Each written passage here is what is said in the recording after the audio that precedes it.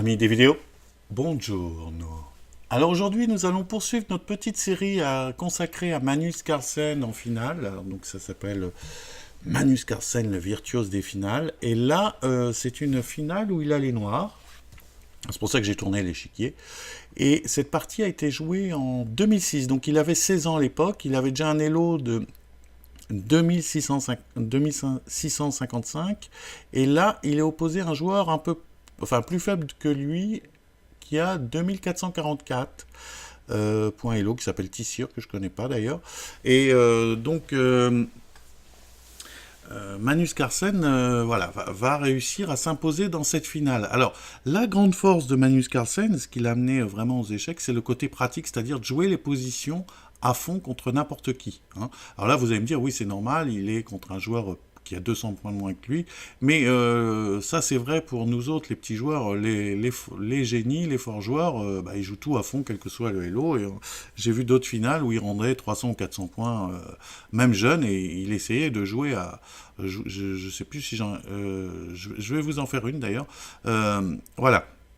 Alors là, il a les noirs, et la première question, voilà, là, il y a le premier coup qui est intéressant. Alors, c'est des positions que j'ai tirées d'un livre de Tibor Karolyi, qui s'appelle Head Game Virtuoso Magnus Carlsen. Et donc, il a fait une collection des meilleures finales de Carlsen, donc c'est là où je me fournis en exemple. Mais, par exemple, dans cette position, il fait aucun commentaire. Sur le coup que va jouer Magnus Carlsen, et moi j'essaye de le mettre à notre portée parce que nous c'est pas du tout évident qu'on joue un tel coup. Euh, alors c'est au noir de jouer, mettez sur, alors réfléchissez un petit peu, hein, pas longtemps, mais mettez sur pause. Alors ici il a joué fou E6. Hein, il a joué fou E6 avec les noirs.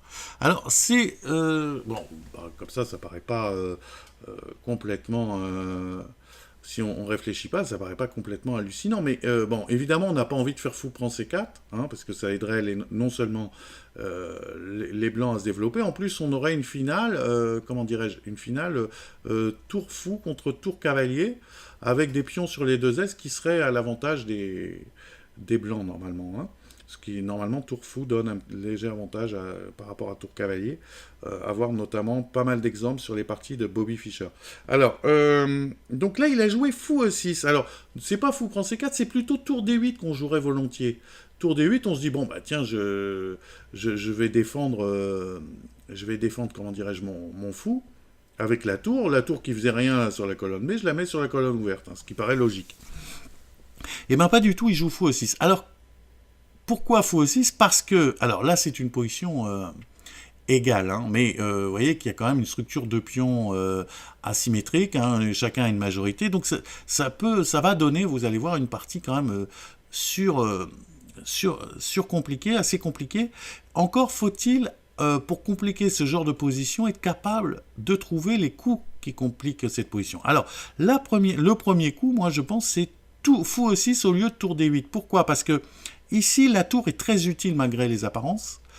Les noirs ont l'intention de faire une attaque de minorité. Hein, donc ce qu'ils veulent dans l'absolu, c'est plutôt mettre cette tour qui est en H8, la mettre sur la colonne D ou la transférer à l'aile dame.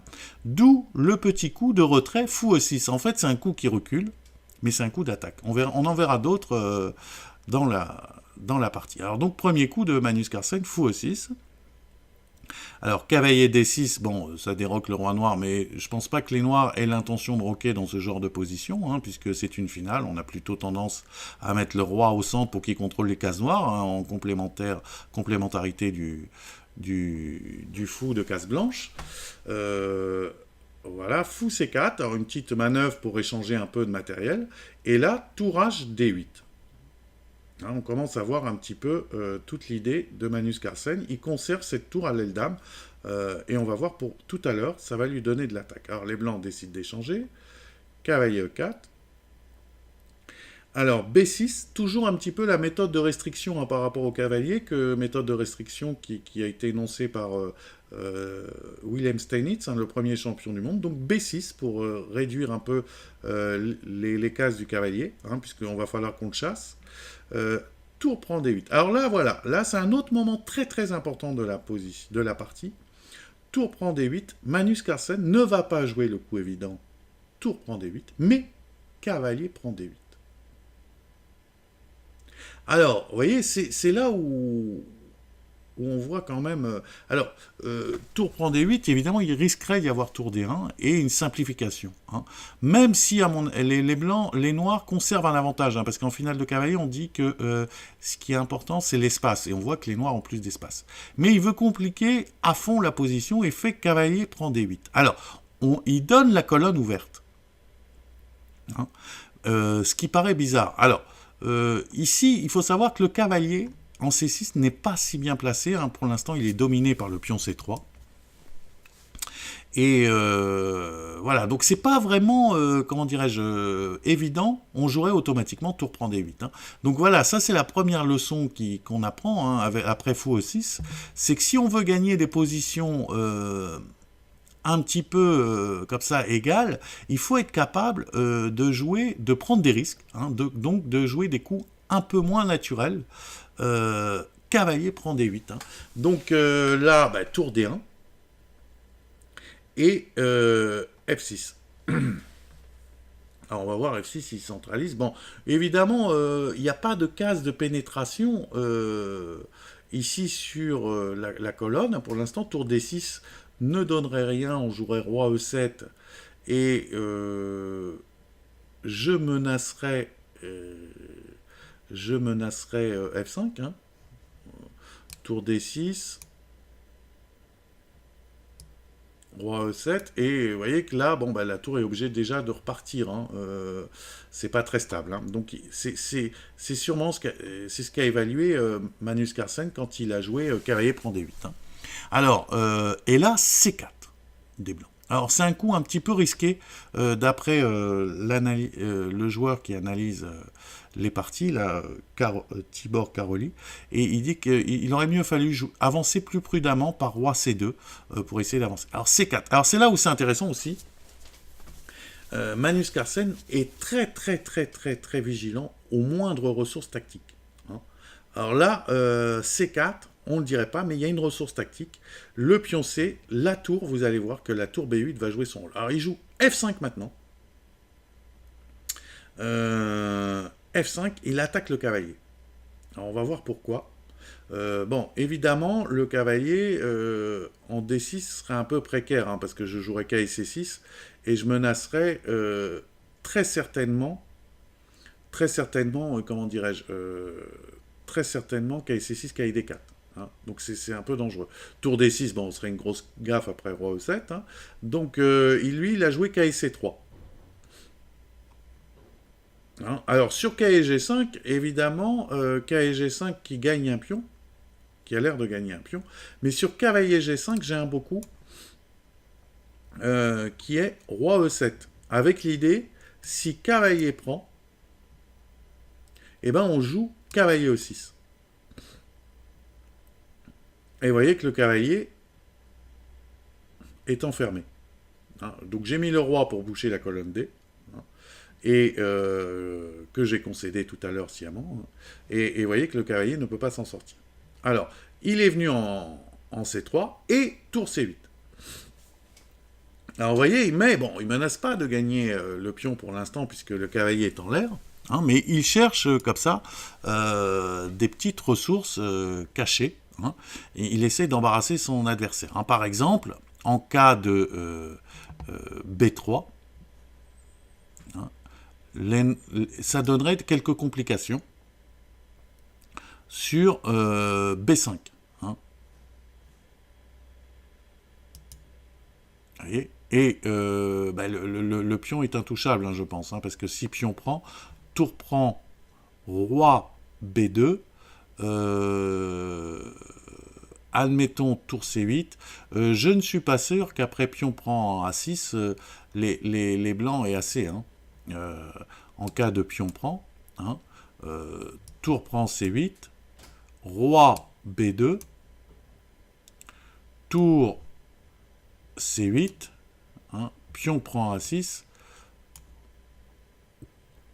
très certainement, hein, là je vais jouer cavalier C6. Bon, voilà, et ils ont pas, voilà, ils ont pas assez, les blancs n'ont pas assez de pions hein, enfin n'ont pas assez de compensation pour la pièce. Donc l'idée c'est que sur B3, B5, les blancs ont quand même une ressource pour éviter de se retrouver, parce que là bien sûr le danger des blancs, c'est de se retrouver avec un pion isolé, hein, un pion faible sur la colonne C. Alors, donc comment peuvent-ils faire? Eh bien, ils ont une ressource ici pour éviter la prise en C4. C'est... Essayez de la trouver d'ailleurs, mettez sur pause, c'est au blanc de jouer, mettez sur pause. C'est K et D5. Hein, avec l'idée, si pion prend, cavalier B6.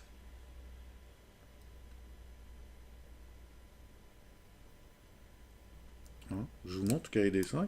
Bon, admettons, on n'est pas obligé hein, de faire pion prend. Je peux peut-être jouer un autre coup. Hein. Mais dans ce cas-là, voilà. Alors, si pion prend, la première idée, si pion prend, je joue K et B6 et je vais réussir, vous voyez, grâce à la contre-attaque sur la tour, à prendre, comment dirais-je, à prendre à prendre avec le cavalier en C4. Hein. Et si jamais, là, je jouais un coup, par exemple, cavalier B7, par exemple, hein, ben, je pourrais même jouer roi B2 ici. Hein. Toujours, pion prend, cavalier B6, C3, roi C2, et je pense que, là, voilà, je vais récupérer par cavalier C4 le pion. Ou cavalier A4. Hein.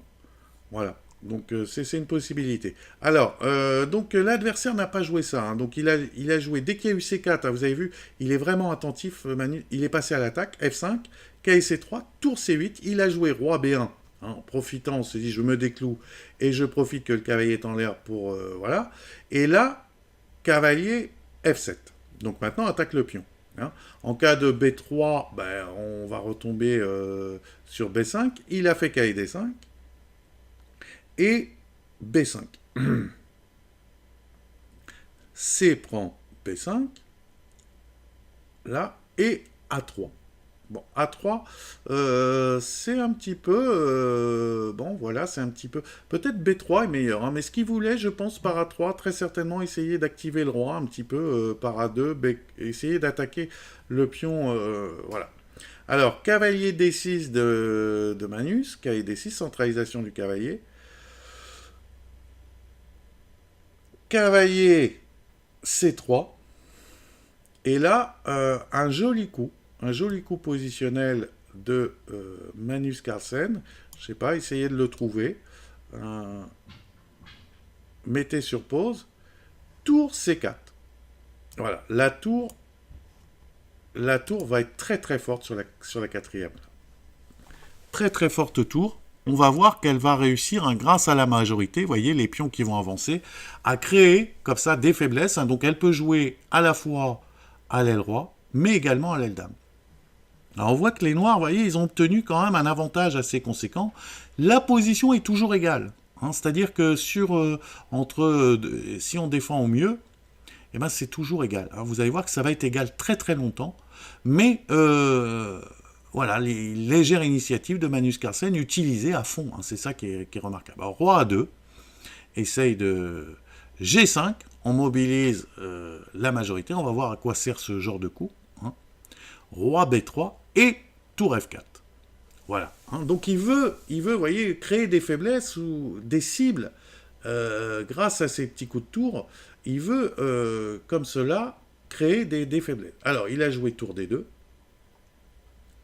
Et là, cavalier C4. Attaque la tour. Et une petite combinaison, enfin une petite série de coups, pour échanger le pion B qui est un peu faible. Hein, il va se débarrasser du pion B qui gêne un petit peu, comment dirais-je, la mobilité des pièces noires. Hein, il va l'échanger contre le pion A. Hein. Donc c'est intéressant. Cavalier C4, tac, cavalier là, roi échec, roi A2, B4, pion prend B4 et cavalier C6. Vous voyez, donc en même temps, il menace une fourchette. vous voyez, il s'est débarrassé de sa seule faiblesse. Alors vous allez me dire, ça crée un pion passé. Mais voilà, hein, il faut savoir prendre des risques. Il prend B4, tour D2, et on revient en C6 pour viser la case D4. Cavalier A4. Cavalier D4.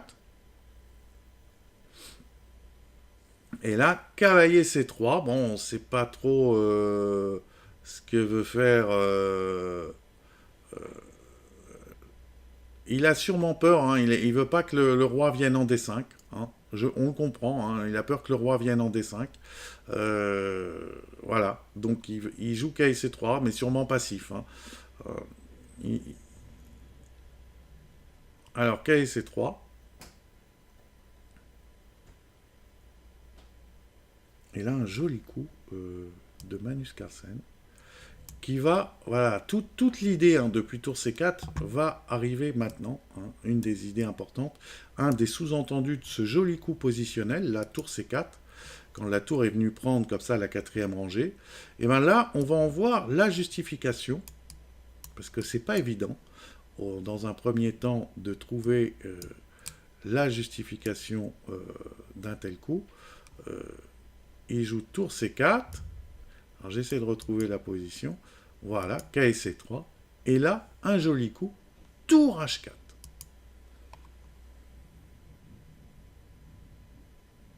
Et évidemment sur H3, G4. Et maintenant, il va réussir à avoir comme ça, à essayer de se créer lui-même un pion passé. Hein, parce que évidemment, là, bon, les noirs, les blancs, il faut qu'ils prennent en H3, en G4, hein, sinon ce serait pion prend, tour prend G4, j'attaque. Alors si, par exemple, F3, hein, il a joué F3, hein, si G3, par exemple, hein, pour vous montrer un peu l'idée du... Il y avait une petite combinaison. Voyez, on va jouer H5 et F4 et essayer, vous voyez, comme ça, d'obtenir un pion H éloigné, un pion passé éloigné, un pion H passé. Et il y a en plus une jolie combinaison que je vous montre. H5, B4. Et là, sur F4, tour D3, essayez de trouver la petite combinaison, hein, toute simple. Mettez sur pause, c'est au noir de jouer, mettez sur pause. Et bien tout simplement, c'est cavalier C2, cavalier prend B4. Hein, cavalier C2 échec, bon admettons, je ne sais pas, roi B3, hein, admettons, ça a l'air logique. Cavalier prend B4, et j'attaque la tour, et si roi prend B4, et ben pion prend échec à la découverte. Et évidemment, ça va lui coûter cher, ça va lui coûter, je vais sûrement faire une dame, hein, échec, roi bouge, pion prend, ah non, peut-être pas pion prend, peut-être pion pousse, tour là, et voilà, pion prend, il y aurait tour F3. Donc je pousse, et tour là, et je gagne la tour. Bon, voilà. Alors, donc il a joué, vous voyez, le danger, hein, c'est très joli ce tour H4, hein, qui n'est pas visible, hein, tour H4, H3, G4, ça donne, vous voyez, très très vite, parce que là on ne voit pas trop comment on va, les pions, il n'y a pas de faiblesse, et bien là on crée une faiblesse, on oblige les pions blancs à bouger, et on ouvre tout de suite la position. Donc il a joué F3, hein, et là, tour G8. Alors voilà, ça c'est la souplesse des tours, hein, on était fixé là, sur l'aile roi, et d'un seul coup, la tour en reculant en G8, et ben on se demande si, voilà, on va pas se faire même, hein, on peut commencer à avoir peur à des maths, etc. D'ailleurs, le joueur a eu peur, hein, la tour qui arrive en G8, déjà, bon, bah, elle peut débarquer, hein, on se dit, elle va débarquer aussi, maintenant, elle a une action également sur les deux ailes de l'échiquier. Alors, il a joué roi A2, un coup assez passif. H5. Voilà, on mobilise au maximum les pions B4, H4. Voilà. Alors là, il y avait un petit piège. Que se passait-il si les blancs jouaient B5 ? Il y a une petite combinaison. Alors, c'est au noir de jouer, mettez sur pause. Ben, la combinaison, c'est tout simple. Je joue tour à 8, échec. Bon, je peux jouer autre chose, hein, mais admettons, tour à 8, échec. Et si roi B2, tour B8. Hein, l'idée, voilà, vous voyez, tour à 8, échec. Roi B2, tour B8. Et le pion B tombe. Et c'est grâce à ce cavalier très central. Alors, évidemment, vous allez me dire, sur tour A8, je peux jouer roi B1. Roi B1 avec l'idée tour B8, tour B2. Mais dans ce cas-là, sur tour A8, roi B1, j'ai encore un coup malin. Enfin, j'en ai plusieurs d'ailleurs. Hein. Peut-être tour... Bon, admettons, tour C8, hein, pardon, oula, qu'est-ce que j'ai ma souris qui est partie.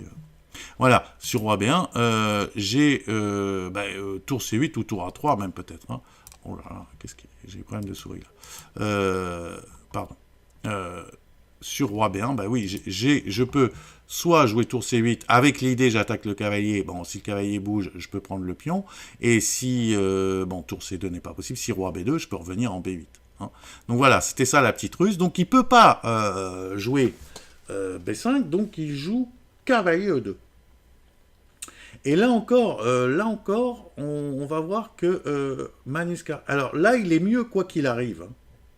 Maintenant, il y a avantage noir. Hein, qu'il fasse cavalier... Bon, évidemment, pas tour prend G2. Hein. Tour prend G2, il y aurait cavalier prend D4, échec, et on perd la tour. S'il joue une finale de tour, il va être mieux. Hein. Cavalier prend, roi, et roi D5, il est mieux. Le roi est mieux centralisé, la tour plus active. Voilà, hein, il est mieux. Mais il faut savoir choisir entre ce qui... Là, il a la... Et les finales, il faut savoir choisir entre les meilleures chances pratiques.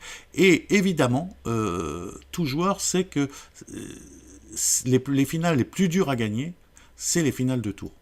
Hein, c'est les positions qui donnent le plus de chances de nul, hein, si on enlève effectivement les fameuses finales de foot couleur opposée.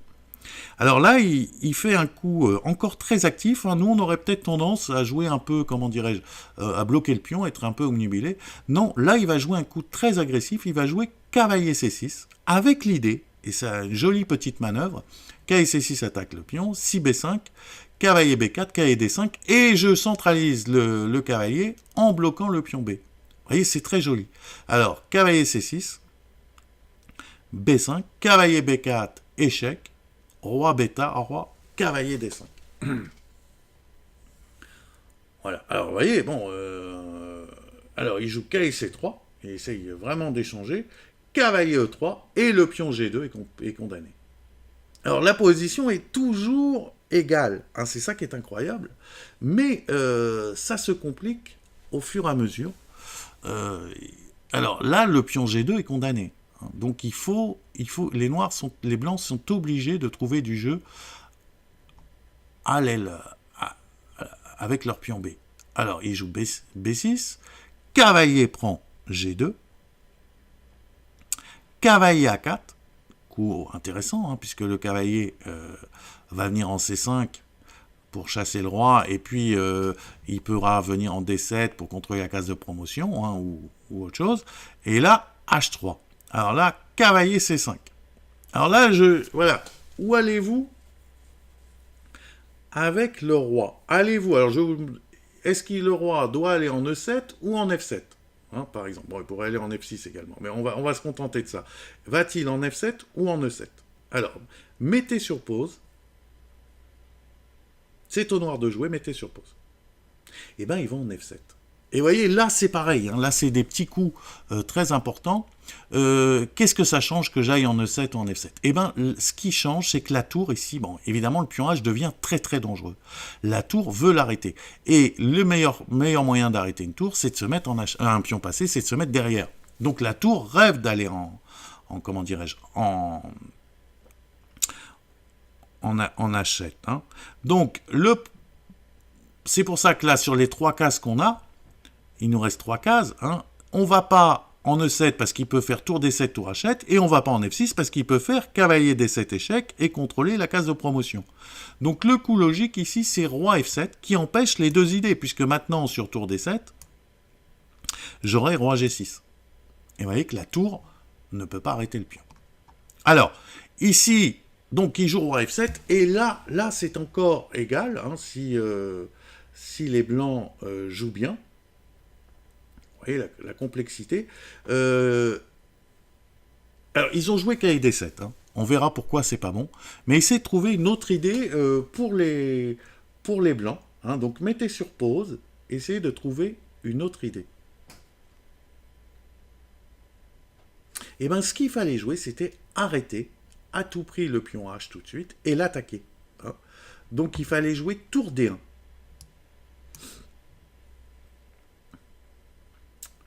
Avec l'idée de jouer tour H1. Et là, c'est considéré comme égal, hein. Il y a encore l'égalité, parce que, évidemment, bon, admettons que je fasse ça, je joue B7,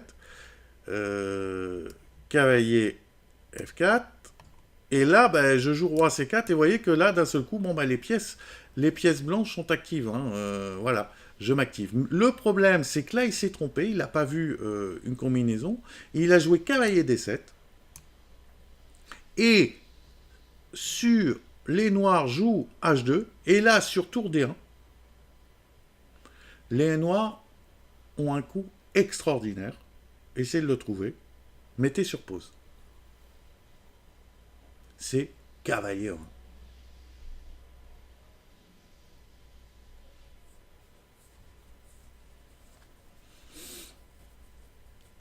Avec l'idée, tour prend, tour G1.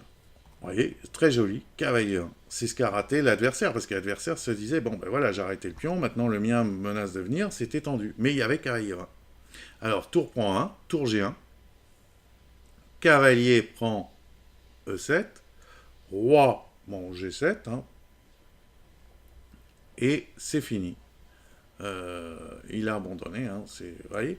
Donc c'est intéressant, hein, les moments importants de la partie, hein, les moments où vraiment très importants. Vous avez les deux reculs là qui sont importants, le coup de fou en E6, hein, et aussi ensuite ce petit coup, tour prend, cavalier prend D8, hein, qui a voilà. Après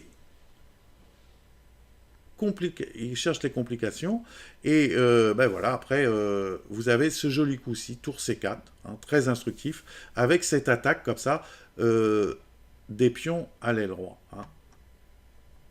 Il y a tout un tas de manœuvres. Voilà. Donc c'était Magnus Carlsen, le virtuose des finales. Il a donc à l'âge de 16 ans, voilà comment compliquer au maximum les positions pour avoir le meilleure chance de gain. Voilà. À bientôt dans une prochaine vidéo.